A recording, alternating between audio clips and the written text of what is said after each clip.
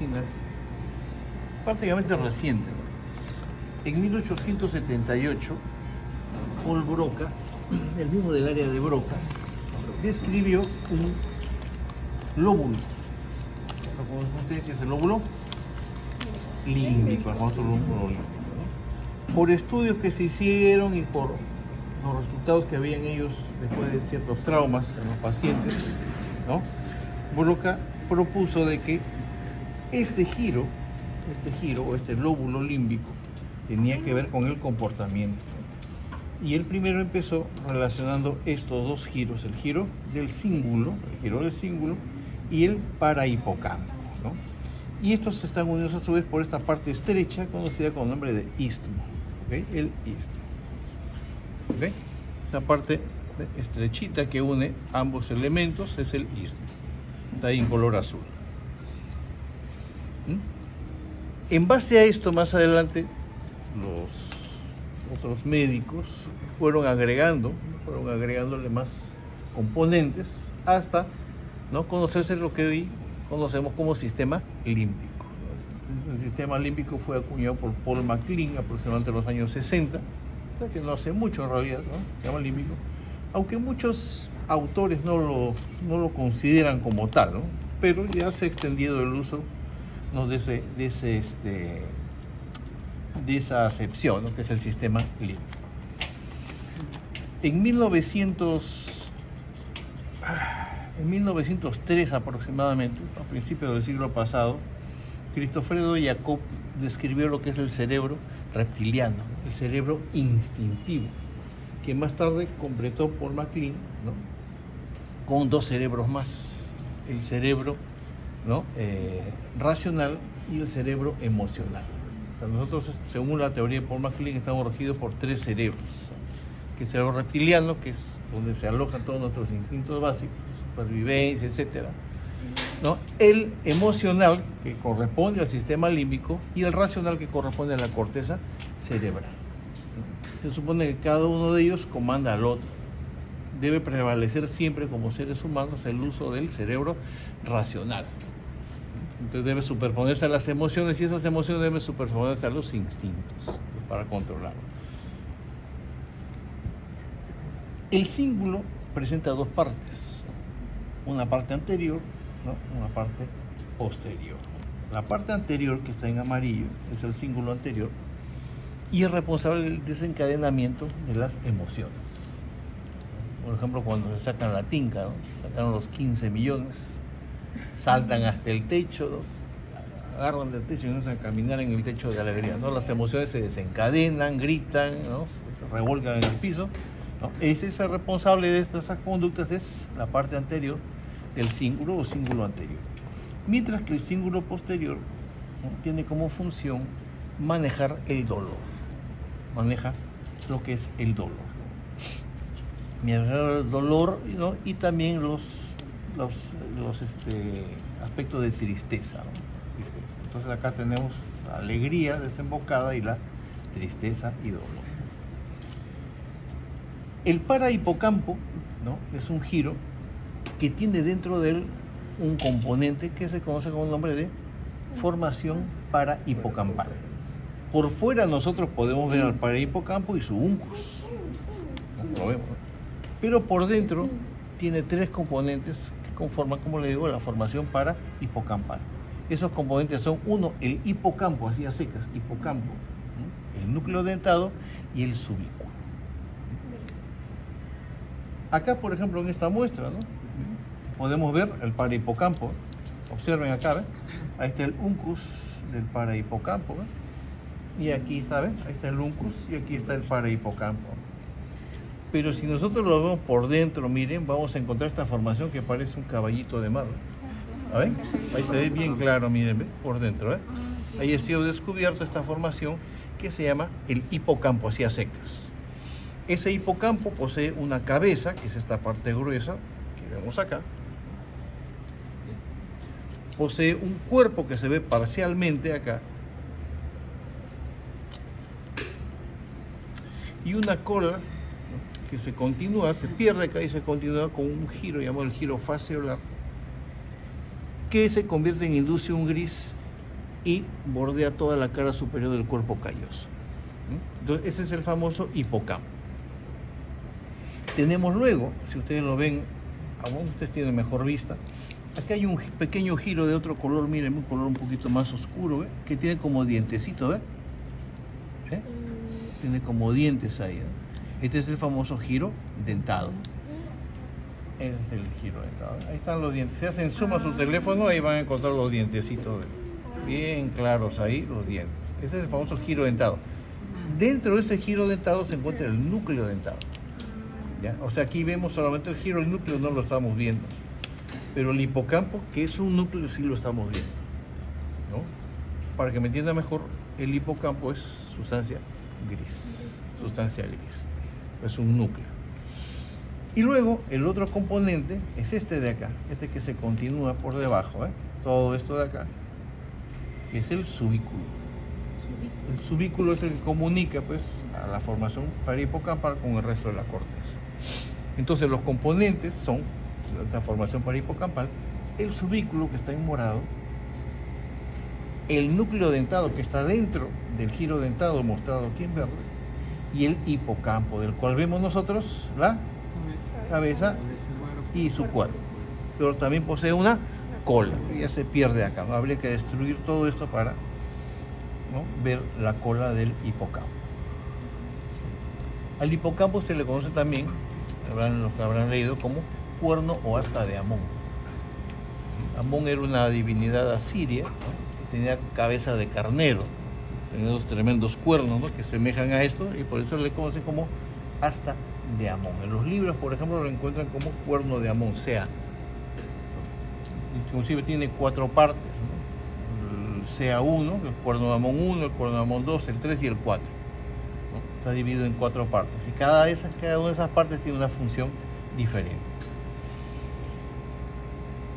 Entre el subículo entre el cuerpo del hipocampo y el giro dentado encontramos esta tira blanquecina, miren, que la voy a colocar con el alfiler, se me acabaron los colores, el alfiler amarillo.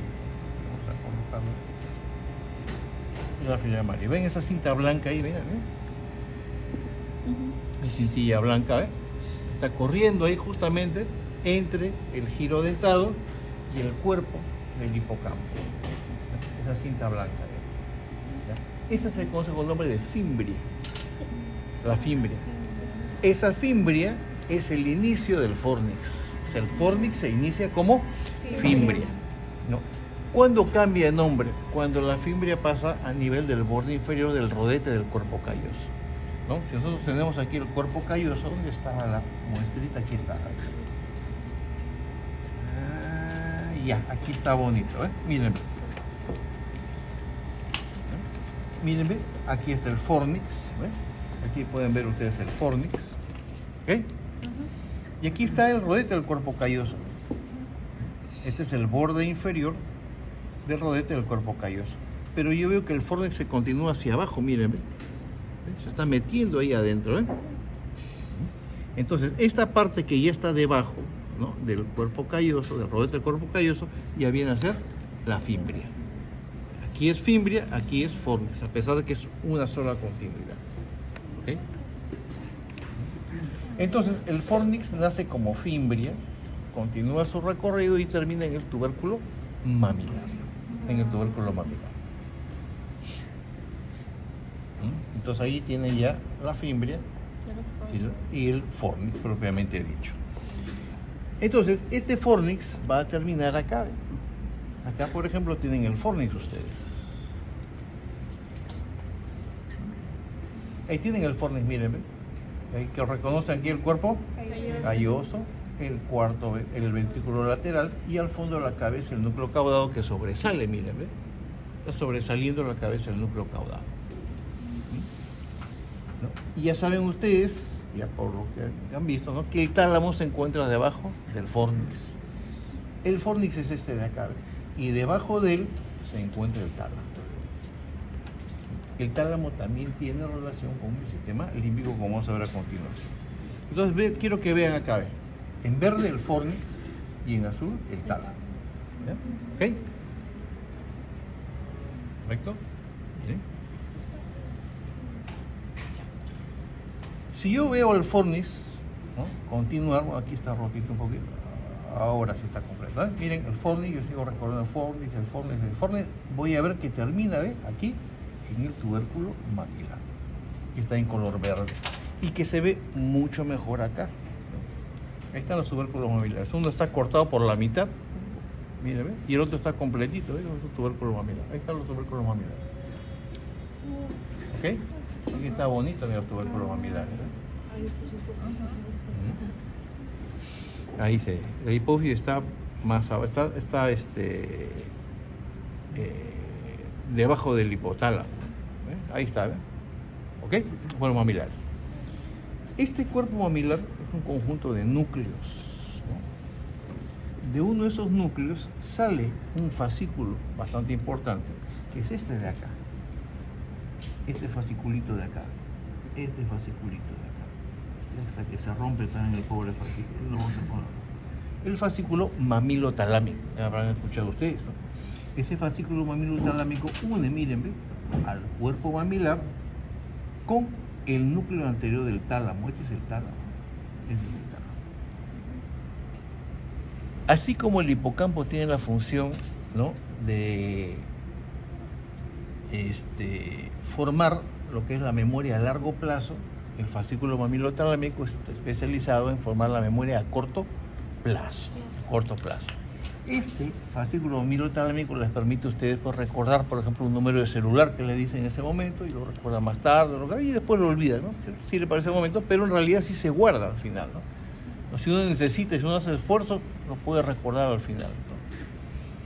Entonces, en los alcohólicos, por ejemplo, los alcohólicos crónicos, ya los choborras profesionales, ¿no? El consumo de alcohol, ¿no? Que es un neurotóxico potente, el alcohol ya está comprobado, ¿no? Que causa destrozos en el sistema límbico, ¿no? Y al mismo sistema nervioso, ¿no? Aunado a la ausencia de tiamina, por la presencia del alcohol, la tiamina tiene como función pues, preservar el tejido nervioso. Este se va degenerando y al final se destruye el fascículo mamilotalámico. De tal manera que estas personas ya no recuerdan lo que se les dice, ya no tienen memoria, ¿no? De corto plazo. Ustedes se presentan ante esa persona, ¿no? Ingresan aquí y le dicen, el doctor tal o la doctora tal, mucho gusto, le dice la persona. Allá conversa un par de minutos, se va la doctora, vuelve a entrar, ya no lo conoce, ¿no? Y no es por el interés que tenga, sino que ya no recuerda, ya no puede armar memoria a largo plazo, ¿no? Porque la memoria a corto plazo ya está destruida. Pueden entrar 1000 veces y las 1000 veces no los va a reconocer, ¿no? Así se olvidan completamente de esa persona, se olvidan de las cosas. Luego, ese síndrome que se llama el síndrome de Wernicke-Korsakoff comienza a socavar la memoria a largo plazo. Y el cerebro, para equilibrar esa pérdida, para llenar esos espacios, crea nuevos recuerdos falsos que se insertan ahí. Entonces la persona vive confundida o confunde a los demás, ¿no? Diciendo, por ejemplo, que yo he viajado a la luna y el tipo recuerda perfectamente cuándo he ido a la luna y cuándo he estado ahí o que tengo otra familia o que mi apellido está, ¿no? Esos recuerdos se guardan ahí, ¿no? Eso se llama confabulación, ¿no? Ese efecto se llama confabulación. Y es típico del síndrome de Wernicke-Korsakoff. Sí. ¿Eso puede estar relacionado también con demencia senil? No. La demencia senil ya es la baja ya de todas las funciones, ¿no? Ya la persona ya comienza, ya los núcleos comienzan a destruirse, ya es demencia senil. Es una masiva destrucción del sistema nervioso, especialmente del cerebro, ¿no? Entonces ya eso es irreversible, ¿no? Lastimosamente no hay siquiera una medicina que pare eso, ¿no? Y las lagunas mentales están más relacionadas, las lagunas mentales están más relacionadas a la pérdida de la conciencia. Un traumatismo puede ocasionar una amnesia de corto plazo, ¿no? A veces se lo toman en las películas, se lo toman como chiste, ¿no? Pero sí es posible que una persona olvide ciertas cosas, ¿no? Por un traumatismo y después la puede volver a recordar o las olvide ya para siempre. El traumatismo puede causar ese efecto, ¿no? Entonces, aunado a una desidia que viene después ya de la persona que ya no le interesa ya vivir, ¿no? Entonces completamos el cuadro de Wernicke-Korsakoff. síndrome de Wernicke Korsakoff, que es la destrucción del fascículo mamilo talámico. Por eso es importante, porque este es el que forma las memorias, ¿no?, de corto plazo. El hipocampo forma las memorias de largo plazo, las graba en la corteza. No se sabe a ciencia cierta cómo las guarda, ¿no? Lo que sí se ha visto que es aleatoriamente. Es como un disco duro que tengo ustedes, ¿no? Ustedes guardan un archivo de Word, la máquina la guarda en cualquier sitio del disco duro. No tiene un Word, no las guarda consecutivamente como lo van a guardar, la guarda en cualquier sitio, ¿no? Parece aquí también, ¿no? Las guarda en cualquier sitio. Lo que no se sabe es cómo las guarda, porque sería interesante ver para poder replicar ese mecanismo, ¿no? Y poder inclusive, ¿no?, con el paso del tiempo, ¿no?, que ya avance un poco más la tecnología, ¿no?, guardar, ¿no?, las memorias de la persona, la conciencia de la persona ahí en un tejido y luego trasplantarlo a otro cuerpo, ¿no? Sería algo fantástico, ¿no? Ahí sí ya verdaderamente seríamos inmortales, ¿no? Utilizas un cuerpo, lo utilizas 80 años, ¿no?, falleces y todo tu recuerdo, tu conciencia lo pasan a otro cuerpo más joven. Sigues viviendo. Entonces esa sería la verdadera inmortalidad. Dijimos que el tálamo forma parte del sistema límbico, ustedes ya lo saben por su núcleo anterior, ¿no?, que era límbico, pero también por el núcleo dorsomedial. Miren dónde está el alfiler. Núcleo dorsomedial, ¿ok? Y este es el núcleo anterior. Y este sería el pulvinar, aquí atrás, este sería el pulvinar. ¿Ya? Entonces fíjense bien, no se acuerdan del dorso medial. Medial porque está mirando hacia la línea media y dorsal porque está por la parte de arriba, la parte superior. Más abajo hay otro que es ventromedial, que no se ve acá porque ya se ha obrado ya. Todo esto es el tálamo. Entonces también tiene que ver el tálamo. Reconocen esta... acá.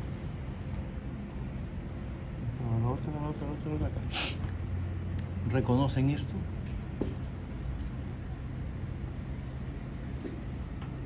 Se acabaron los alfileres. ¿Reconocen esto? ¿Adherencia interprótica? No. Todo esto. Ah, tálamo. El tálamo. ¿Reconocen esto de acá? El surco hipotalámico. ¿Y reconocen esto? El hipotálamo. El hipotálamo también forma parte del sistema límbico. Ustedes dirán, pero ¿cómo forma parte del sistema límbico? Acuérdense que regula el hambre, la sed, ¿no? El hambre y la sed. ¿Cómo se sienten ustedes cuando están con hambre o con sed? Terribles, ¿okay? La sed, por ejemplo, desespera mucho más que el hambre, ¿no? Podemos vivir hasta 20 días sin comer, pero no pasamos de los 6 días sin agua, ¿no? Como si tardamos y morimos. Hasta 7 días ya, a lo mucho, ¿no?, ya respirando el agua del aire, ¿no? Pero más no duramos, ¿no? Y es algo desesperante porque en personas, por ejemplo, que se han perdido, que han ido manejando su carro por el desierto, y se pierden, se les malogra el carro y no tienen cómo regresar, ¿no? Algunos llevan agua en el carro, ¿no? Llevan su agüita ahí, la terminan y agarran ya el agua que le echan al radiador a tomar, ¿no? Si se les acaba eso, y acuérdense que en el desierto, ¿no?, la evaporación, la pérdida de agua es mucho mayor, ¿no? Tienen que tomar sus propios orines para poder sobrevivir, ¿no? Y cuando ya se acaba todo, comienzan a probar el agua del radiador, comienzan a probar el líquido de freno, sí, pasado eso, ¿no? Y hasta la gasolina, ¿no? Y está la desesperación que ellos piensan que han escuchado por ahí, por la desesperación, que escucharon por ahí que personas que hicieron eso lograron sobrevivir. Pero obviamente se muere, ¿no? Se muere, pero esa es por ejemplo, la desesperación de la sed, ¿no? Es igual como respirar, ¿no? Ustedes, si alguien vienen entre dos y le tapan la nariz y la boca, ustedes van a pelear con toda su fuerza, van a mover una fiera porque necesitamos respirar, ¿no? Vamos a tomar una bocanada de aire, ¿no?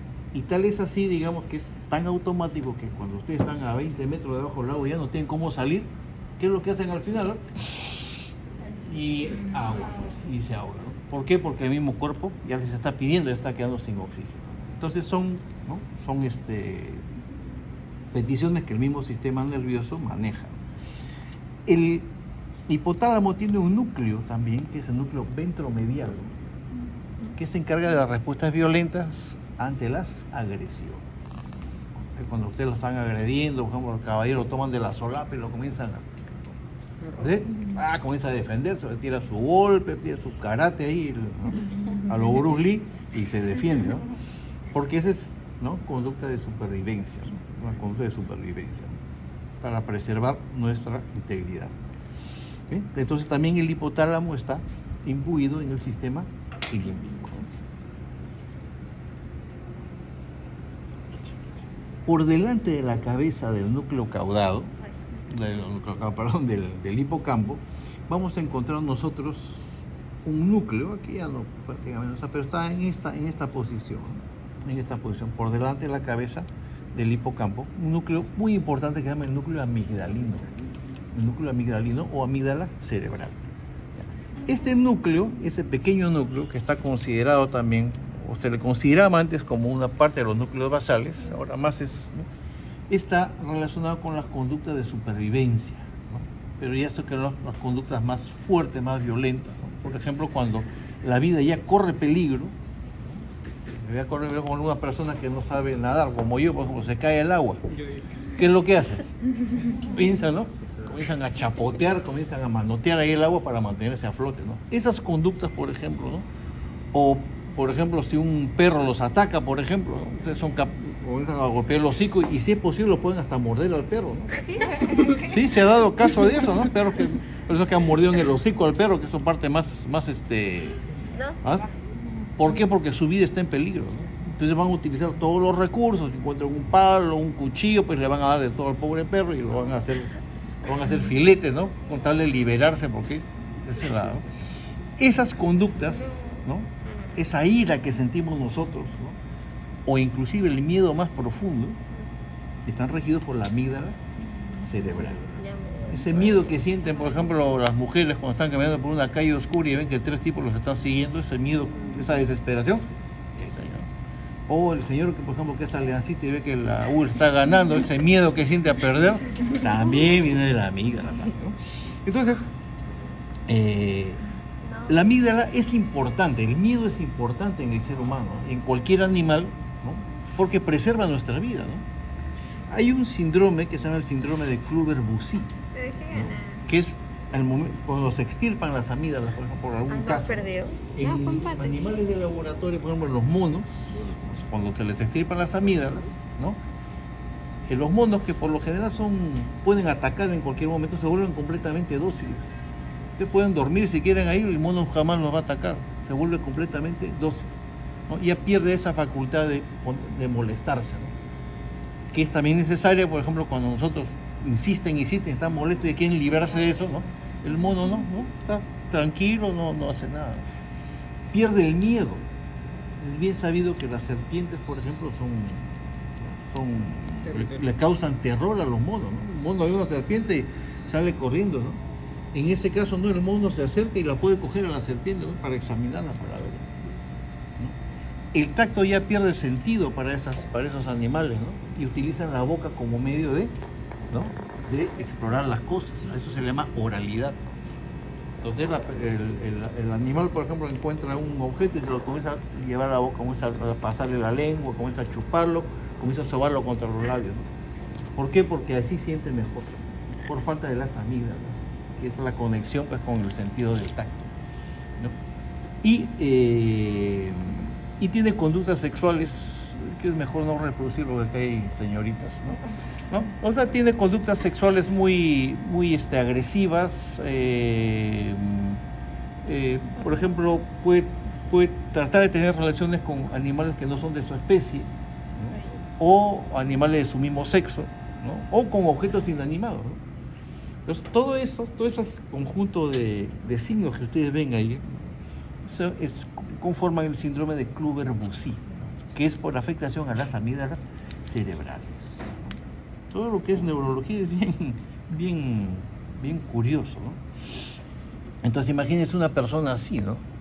Una persona así, ustedes pudieran decirle que se cruce la Panamericana Sur con los ojos cerrados y lo va a hacer, ¿no? ¿Por qué? Porque no va a sentir miedo, ¿no? Ustedes, por ejemplo, cuando están a 5, un edificio de 6 pisos, suben a la azotea, por ejemplo, y se acercan al borde, por ejemplo, sienten terror, sienten miedo al vacío, ¿no? O sea, pero no se pueden acercar, se pueden caer inclusive y no sienten miedo. Se van a matar al final, pero no sienten miedo. Y el miedo sí es necesario para la supervivencia, siempre. ¿Ven? Entonces tenemos, miren, ¿ven? Los cuerpos mamilares, ¿no? Cuerpos mamilares. Tenemos el fornix, que también es parte del sistema límbico, ¿no? Inclusive es parte del famoso circuito de Papez, ¿no? Ustedes van a escuchar el famoso circuito de Papez, ¿no? Ese circuito de Papez integra al hipocampo, ¿no? Integra al núcleo dentado, ¿no? Integra la fimbria, integra al fornix, al cuerpo mamilar, que es donde termina, al fascículo mamilotalámico, al núcleo anterior del tálamo, ¿no? Y conexiones que tiene el tálamo con el cíngulo, y el cíngulo es el que se encarga de mandar toda esa información a la corteza cerebral. Y la corteza devuelve toda esa información ya procesada, ¿no? Y en un bucle pues infinito, que dura toda la vida, en el cual, digamos, se traza, digamos, nuestra personalidad, ¿no? Las emociones, porque no respondemos igual al mismo estímulo. Yo estoy seguro que si, por ejemplo, queda en la mesa, por ejemplo, cayera una araña, todas las mujeres salen corriendo, ¿no? No, los hombres eran así, ¿no? Un ratito, pero las mujeres salen corriendo, ¿no? O aparece, por ejemplo, una rataza así de vuelo ahí, porque caminando salimos todos corriendo, pues, ¿no? Así, ¿no? Y hay personas que no, hay personas que se van a enfrentar y comenzar a matarla o a combatirla, ¿no? Entonces no todos tenemos esa misma reacción, pues, ¿no? Bien, tenemos también entonces al tálamo con sus dos núcleos, núcleo dorso medial y no, el pulvinar no, les indicamos estar el pulvinar y dorso medial, anterior y dorso medial. Tenemos también a la hipófisis, al hipotálamo con su núcleo ventromedial. Es fácil de recordar, aquí es dorso medial y en el otro es ventromedial. Tenemos también nosotros, ¿no? Como parte del sistema límbico, ¿no? Acá, a la formación parahipocampal, ¿no? ¿Qué se encuentra dentro de quién? Del giro parahipocampal, correcto. El giro parahipocampal es sustancia gris, es corteza. Por dentro hay una lámina de sustancia blanca que se llama el álveo y que separa a la corteza del giro parahipocampal de la formación parahipocampal. Y este está constituido por el hipocampo, el núcleo dentado y el subículo. El subículo es el que ya comunica toda la información de la formación parahipocampal con el resto de la corteza. ¿Okay? Tenemos la fimbria, que es el inicio del fornix. Y tenemos el tubérculo laminar, que es el final del fornix, correcto, el final del fornix. Tenemos luego el cíngulo anterior, que se encarga de desembocamiento del placer, y tenemos al cíngulo posterior que se encarga, ¿no? de lo que es la tristeza y el miedo, ¿no? Tristeza y el miedo. Están tristes, por ejemplo, perdió alianza, qué lástima esa. Un puntito, por un puntito se quedó. Y tenemos finalmente, se me estaba pasando, esta área que es importante. Aquí está mejor. ¿Reconocen esto ustedes? ¿Cómo se llama esto? Correcto, ¿reconocen esta parte del cuerpo calloso? No, la rodilla está adelante, el pico del cuerpo calloso. Debajo del pico del cuerpo calloso y también de la rodilla hay un área, miren, ve. Hay un área que se llama, por esa razón, el área subcallosa. Subcallosa, ¿ok? Y que le conocemos también con el nombre de área septal. Dentro de esta área hay dos núcleos. No lo vamos a ver acá, solamente vemos el área septal. ¿Okay? Hay dos núcleos que son el núcleo septal, que llaman septo también, ¿no? Y está el núcleo accumbens. El núcleo accumbens. Ambos núcleos nos dan placer.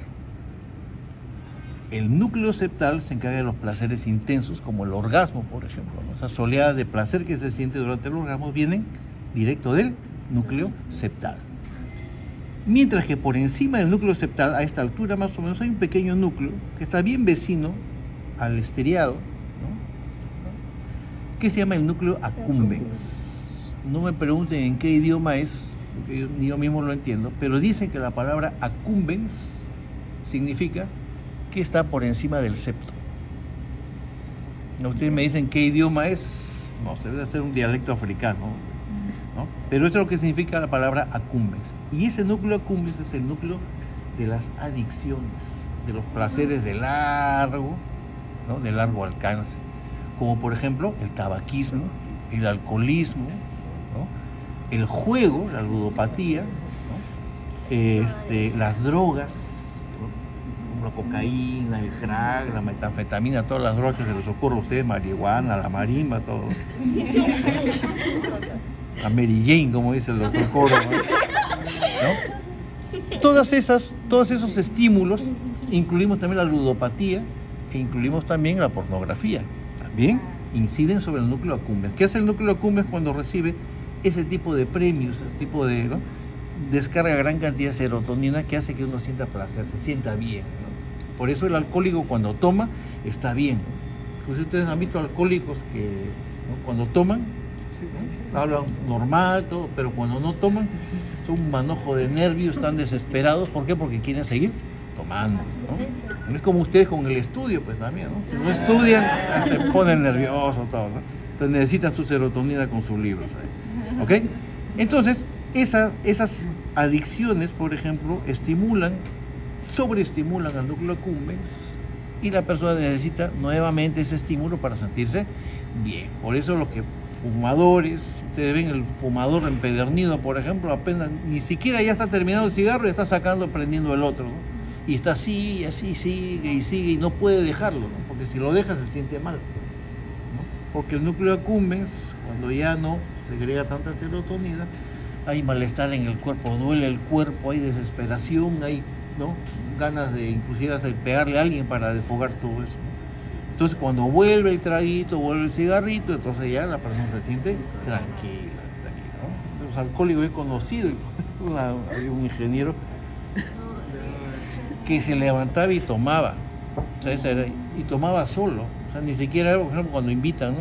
Te invito, vamos, ¿no? Tomaba en su cuarto, tomaba solo, pues estaba en una mina, me acuerdo una vez había, pero ya era terrible, pues, el tipo, una lástima, ¿no? Que habrá sido la vida de él, ¿no? Entonces, esos dos núcleos se encuentran aquí en esta área, que es el área septal, ¿ok? O área subcallosa, el área subcallosa, ¿no? Encima del cuerpo calloso, inclusive aquí se puede ver bonito, miren, ¿ven? Hay una lámina de sustancia gris que recorre, ¿no? Por toda.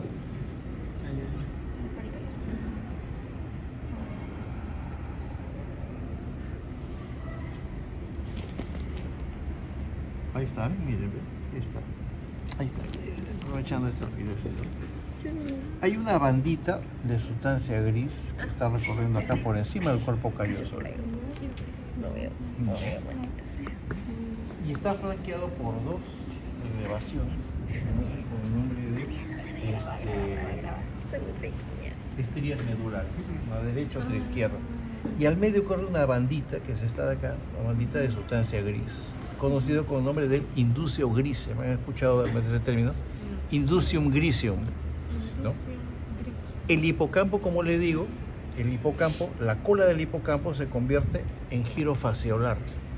No lo tenemos por acá, ¿no? Y ese giro fasciolar viene así, mire, ¿ve? Empieza por acá y viene por encima del cuerpo calloso, ya como inducium gris. Y ese inducium gris, miren a dónde regresa. Sí se ve. Regresa acá al área septal, va a comunicar al área septal. Profesor, yo me recuerdo que esta área de acá es también llamada giro paraterminal. Acá. Harold dijo así también. Giro paraterminal. Sí, pero el área, bueno, cada área tiene sus giros. Inclusive el mismo hipocampo tiene giros, ¿no? Tiene fascículos, tiene giros, ¿no? Pero el área en sí sola se llama el área septal. También tiene sus giros, ¿ves? Tiene sus surcos, ¿no? Tiene sus elevaciones. Pero si pone acá, entonces... Si pone acá es especificar. área septal. Ah, ok. Área septal, ¿no? O se le pregunta, ¿no? ¿Qué contiene esa área? ¿no? Entonces ya saben que contiene los núcleos septal y accumbens, que por si acaso se escribe con doble C y con B larga, con doble C. Accumbens. ¿Ok? Sí, porque uno era giro paraterminal y el otro era giro... Eran dos giros, paraterminal y Para terminar. Era para terminal 1, que era ese de acá, y el otro costado era el giro. No me acuerdo. Yo voy a averiguar eso. Bien, entonces aquí tenemos, es todo, ¿no? Es todo lo de lo que es sistema límbico en la clase, pero no es todo el sistema límbico. El sistema límbico incluye, fíjense, las partes más anteriores de la cabeza, el núcleo caudado y el núcleo lenticular. El putamen especialmente, ¿no? También actúa como parte del sistema límbico. Inclusive, ¿no? Algunos núcleos que están en el tallo cerebral, sobre todo en el mesencéfalo y en el puente, e incluye también, que eso está en estudio, ¿no? Incluye partes del cerebelo. Entonces, todos esos conjuntos, todas esas formaciones forman el sistema límbico, ¿no? Que es el que nos domina emocionalmente. ¿Cómo era? Recordé. Ese de acá, Ujú. perdóname, este era el paraterminal, Ya. y ese de acá era el paraolfatorio. Paraolfatorio. Entonces el paraolfatorio se continúa con el paraterminal. Acá. Ahí. Son giros, miren, ¿ves? Y es distinto, ¿ves? Acá es distinto y ahí todo distinto. Ujú. Y aquí está el la parte septal más área arriba. septal, el área septal. ¿No? Perfecto. Quiero que esté ¿Mm? todo el área septal, solo que yo quiero decir. No, este es el cíngulo, todo esto es el cíngulo, hasta acá es el cíngulo. El cíngulo rodea todo el cuerpo, el cíngulo rodea todo el cuerpo calloso por completo. La parte que ya no lo rodea acá ya se llama istmo. Este es el istmo, miren, ve. Acá está el cíngulo, ve, y ahí se estrecha el cíngulo. Ese es el istmo. Y más allá se continúa, ya se va engrosando de nuevo, continúa con el parahipocampo. Ahí está clarito, ¿eh? Ahí está claro el istmo. ¿Cómo se quiere istmo? IST, no es ITS, ¿eh? Ojo, también ahí IST, no es istmo, es istmo. ¿Istmo? Istmo. No, es ITC.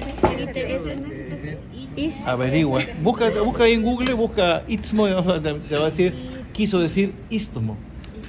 Y te va a decir que es una parte estrecha. El istmo también es una formación geográfica. Entonces acá, Lo que no yo tiene. estaba filmando Lo que este no momento. tiene. Este que es morado Ya. es Para el terminal paraterminal. y para olfatorio. Y Y el blanco son los para dos. olfatorio. Para olfatorio. Y ese Paraolfatorio. de acá Área es septal. área septal. Dale. Inclusive el parahipocampo tiene el hipocampo tiene 4 áreas, ¿no? El CA1, que es cuerno mamón 1, 2, 3 y 4. De los cuales el C1 falta un poquito. es el que rápido se malogra cuando falta oxígeno. Hay personas, por ejemplo, que se han quedado, por ejemplo, se ahogan, ¿no? Y eso sería una explicación también, ¿no? Porque se ahogan y mueren, por decir, y están muertos unos minutos, o a veces puede llegar hasta 20 minutos y los resucitan, ¿no? Entonces, la persona, cuando le preguntan, ¿no?, ¿qué recuerda?, ¿no?, eso afecta a su memoria de largo plazo, ¿no? Y parece que el cerebro, entonces he visto una luz blanca, he visto por ahí, ¿no? Sí. Amnesia.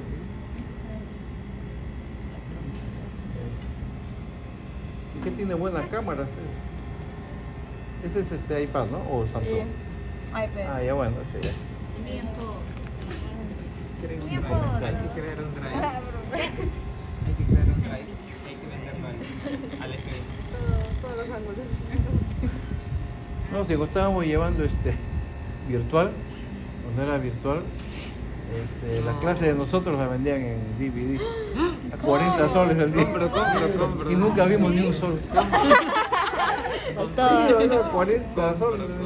Profesor, una pregunta. ¿No Víctor te acuerdas que vendían las clases de neuro? 40 soles al DVD. YouTube. Ah, 400. Peor Estaba todavía. El paquete estaba todo así. Acá, Sí. en esta Ya muestra. muestra, ¿cómo preguntarían las fibras cortas acá? O fibras de INU. Acá. Mira, ¿qué forma tienes? ¿U de qué? De universitario. Muy bien. Dale U, dice. Dale ¿eh? U. Estas son las fibras en U. O sea, si les ponen así, fibras en U. Si les preguntan en el papel, ¿no?, ¿qué tipo de fibra la forman? De asociación cortas. Si les ponen acá, por ejemplo, en el símbolo, ¿Qué han hecho? ¿qué cosa? Si no le dicen nada, símbolo. ¿Qué tipo de fibra lo forman? De asociación larga. ¿Correcto? Si les ponen, por ejemplo, la cápsula interna, ¿qué tipo de fibra lo forman? Fibra de proyección, correcto. Si le ponen en la cápsula externa o la cápsula extrema, ¿qué tipo de fibra? Fibra de asociación corta. Corta. ¿Sí? Y le ponen el cuerpo calloso, fibras comisurales. Acuérdense que hay tres tipos de fibras: de proyección, las que salen del cerebro o vienen de partes lejos del cerebro. ¿Sí? Las fibras comisurales, que cruzan la línea media, cuerpo calloso es el ejemplo más, ¿no? También está en la comisura anterior, también son fibras comisurales, porque unen ambos hemisferios. Y las fibras de asociación, que son las cortas, como la fibra de asociación, y las largas, como el cíngulo, por ejemplo. ¿Y las Que es el más. callosales? Sería las fibras callosales, por ejemplo. Fibras callosas que forman el cuerpo calloso, ¿no? Pero ¿de qué tipo son? Son comisurales, correcto. Por eso dice que de qué tipo deben conocer la clasificación. O son de proyección, o son comisurales, o son de asociación corta o asociación larga. Punto, nada más. Si no dice nada el papel, responde lo que marque el alfiler. Así de simple, ¿no? ¿Cápsula externa no era larga? ¿Ah? Cápsula externa no era larga. No, y la cápsula externa a veces así nomás de ancho, ¿no? Harold lo dijo que conectaba las fibras ocinaria con... no me acuerdo, algo así. Es que la cápsula externa, Claro. ¿entre quiénes se encuentra? Allá entre El claustro claustro y el putamen. Entonces son cortas. ¿Y la extrema entre quiénes se encuentra? Entre el claustro y la corteza. En el claustro y la corteza, que comunica esos dos elementos. Gracias. Y las sin nombre, pues un montón que tienen ahí, cualquier son fibras, acá, fibras de asociación cortas, aquí cortas también, cortas, ahí todo sitio, cortas. Acá se ve bonito, entonces toma siempre como ejemplo esta. Unen dos o más giros, pero en un solo. En cambio, la de asociación larga unen lóbulos. Claro. Pueden unir el lóbulo frontal con el parietal, ya son largas. Unen el lóbulo frontal con el occipital, por ejemplo, como la longitudinal, Claro. superior o inferior, son largas. Unen el frontal con el temporal, fibras uncinadas.